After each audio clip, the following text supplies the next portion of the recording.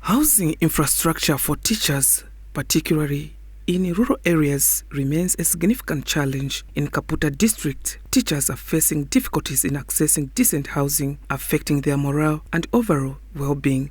In its state, this house is intended for the incoming deputy head teacher. However, concerned residents are calling for more staff houses to be built. Pakutukulira amasukuru ya Musango ayasuma kwena turetasha sana nomba ubafya tukwete panchende pano tatwa kwata amayanda y'abakafundisha mwe buteko okutukulira ko amayanda y'abakafundisha bantu oko bafuma kwalirepa balacherwa n'okucherwa. Teachers in Kaputa district are urging the government to consider adding staff houses when constructing school infrastructure. They believe this will improve their living conditions and morale. Where it's not comfortable, it's not suitable to be accommodated as a teacher in the community. Otherwise, teachers must have the accommodation that is motivating.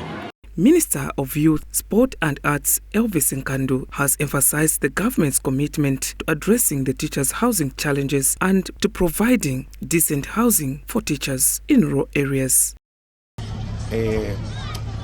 When we came up with the free education policy, I think we saw a huge enrollment of our learners, and a lot of our critics were saying that now the pupil-teacher ratio will be very high. What? For us, that is a very good problem. Even when we are talking about infrastructure, when we are putting up this infrastructure, obviously it will acquire also adding more staff, which will also create another problem of infrastructure in terms of housing units. So these are good problems, because at the end of the day, we'll be looking at how do we now take the teacher at Kapomo Primary School where there is no infrastructure, where there is no housing unit. It will force us now to start now putting up housing units. You put up a classroom block, the next thing you will do is integrated water together with the housing units. So definitely, when we are done with this, we'll now come to the housing units.